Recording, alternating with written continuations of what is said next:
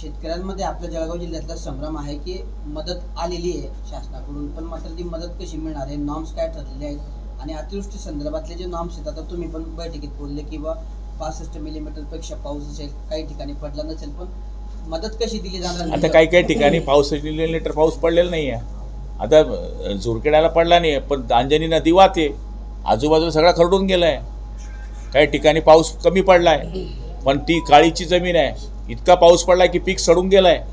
ते 65 मिलीमीटर नाही पडलं, पण ते 50 मिलीमीटर पडलं आहे. आमचं म्हणणं तेच आहे की जाऊन तुम्ही जागेवर बघा ना. जर पीक ते नुकसान झालं असेल तर तुम्ही पाणी पडलं किती, याच्यापेक्षा सतत 3 दिवस त्याचा पाऊस पाडला तर तो पण 65 मिलीमीटरपर्यंत जातो. तर त्याचाही तुम्ही विचार करा. आम्ही असं म्हणत नाही की गुलाबराव पाटलाच्या शेतात जाऊन बघा की तालुक्यात जाऊन बघा. जे सत्य आहे, जे तुमच्या डोळ्याने दिसतं की आज शेतकऱ्याचं नुकसान झालं आहे, त्याचा पंचनामा करा. आणि जर त्याच्यात दिसत नसेल, पुन्हा उंबरठा पिकचा असतोच, तेव्हा ते दुष्काळामध्ये येणारच आहे. कारण की 2 क्विंटल 1.5 क्विंटलच्या वरती कापूस येणार नाही, ही स्थिती आहे शेतकऱ्यांची.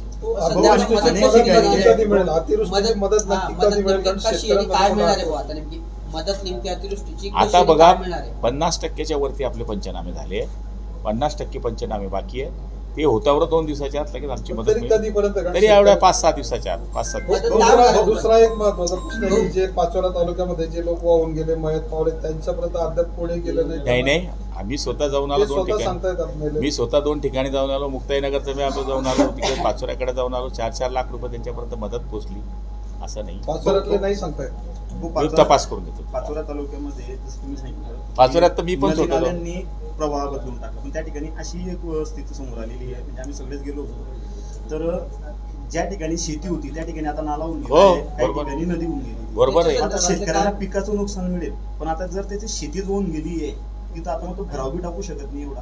मग अशा शेतकऱ्यांना शासन काय मदत करेल आणि कशी? आता कॅबिनेटमध्ये पुढच्या वेळेस मी तेच मांडणार आहे. खरडून गेलेले जे शेत आहेत, तर ज्या ठिकाणी आपला नियमच आहे, दारमुक्त धरण आणि गाळयुक्त शिवार, तर त्याच्यामध्ये त्याला शासनाकडनं काही करता येते का पुढच्या काळामध्ये मदत, तर तो त्याच्या शेताची मातीची लेवल करू शकेल. कारण की हे आपल्या जळगाव जिल्ह्यात तर फार कमी आहे, पण तुम्ही जर मराठवाडा पाहिला तर 90% खरडून गेल्या जमीन. त्यामुळे शासनाच्या कळला हे करण्याकरता आम्ही विनंती करणार आहोत. गुरांच्या परिस्थितीत काय, कारण गुरं जे होते, जिथे जे सापडले गुरं, त्यांचे पंचनामे झाले, पण काही ठिकाणी गुरं सापडले नाही वाहून गेल्यानंतर. आम्ही त्यांना सांगितलं की लसीकरणचा प्रूफ आहे, इतर गोष्टी आहे, ते तुम्ही ग्राह्य पकडा आणि शेतकऱ्याला मदत द्या. त्यांनी ते मान्य केलं. हो, अतिवृष्टीमुळे शेतकऱ्यांचं खूप मोठं नुकसान झालेलं आहे. या सरकारने शेतकऱ्यांना प्रति एकर 50,000 रुपयाची मदत जाहीर करावी आणि पहिला हप्ता म्हणून तातडीने 25,000 रुपये द्यावे, असे जयंत पाटील यांनी म्हटले. हे बघा, सरकार जास्तीत जास्त मदत देण्याचा प्रयत्न करणार आहे. आणि आपण पाहिलं असेल की देवेंद्रजी आणि स्वतः एकनाथ शिंदे साहेब, अजितदादा, सगळे मंत्री महोदय यांचे पूर्ण मराठवाड्याचे इतर भागात वगैरे झालेले आहे आणि ते पण शेतकरी आहे. याच्यामध्ये आपल्याला काय जयंत पाटलांनी मागणी केली म्हणून त्याचा राग नाही आहे, पण शेवटी जी रीतशीर मदत दिली पाहिजे, शेतकऱ्यांना उभं केलं पाहिजे, ते करण्याकरता सत्ताधारी पक्ष असेल किंवा विरोधी पक्ष असेल, 100% आम्ही एक सुटीने शेतकऱ्यांच्या मागे उभं राहून मदत करू. उद्धव ठाकरे म्हणतायत की उद्धव ठाकरे गेले होते पाहणी करायला, त्यांनी म्हटलं की सरसकट कर्जमाफी करा, कर्जमाफी केली नाही तर मी मराठवाड्याच्या शेतकऱ्यांसोबत रस्त्यावरून आंदोलन करेल.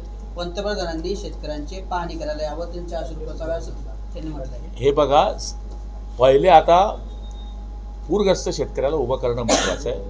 कर्जमाफी हा टप्पा पुढचा आहे. पहिले आज काय स्थिती आहे ते करणं गरजेचं आहे. आणि मला खात्री आहे उद्याच्या दिवशी जर कर्जमाफीची वेळ आली तर आमचं सरकार त्याचाही विचार करेल, पण हे माझ्या एकट्याच्या हातात नाही आहे. याच्यावर मुख्यमंत्री वगैरे सगळी मंडळी निर्णय घेईल. शेतकऱ्यांची कर्जमुक्त करा असं संजय राऊत म्हणतात. पीएम केअर फंडातून शिवसेना तर त्यांनी मुक्त केली ना, कर्ज आम्ही मुक्त करू. देवेंद्र फडणवीस जे आहेत ते दिल्लीला गेले, तर दिल्लीला जाताना त्यांची 2 उपसुंभ जे आहेत, म्हणजे एकनाथ शिंदे आणि अजित पवार यांना थेट ते उपसुंभ बोलले. त्या उपसुंभांना सुद्धा फडणवीसांनी दिल्लीला घेऊन जावं असं संजय राऊत बोलले. कोण? संजय राऊत. आता त्यांच्या नांदी काय लागायचं, त्यांना पाशा पटेलचा बांबू दाखवला पाहिजे. शेतकऱ्यांची जर कर्जमाफी झाली नाही तर जगणं मुश्किल होईल असा इशारा संजय राऊतांनी दिला.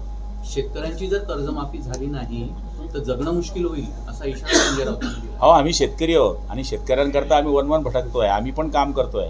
म्हणून मी म्हटलो की पाशा पाटलांनी जे बांबूचं पिकाचा प्रचार सुरू केला आहे तो बांबू त्यांच्या हातात दिला पाहिजे. तो 5 तारखेला उपमुख्यमंत्री जळगाव दौऱ्यावर येत आहे, काय वस्तुस्थिती, कसा असेल दौरा? कधी शिंदे साहेब येत आहेत. हे दौरे सगळे रद्द झाले आहेत. याचं कारण पाणी जास्त पडल्यामुळे, अतिवृष्टी झाल्यामुळे अगोदर पहिलं प्राधान्य शेतकरी आहे आणि त्याच्यानंतर मग 10-5 दिवस दौरा पुढे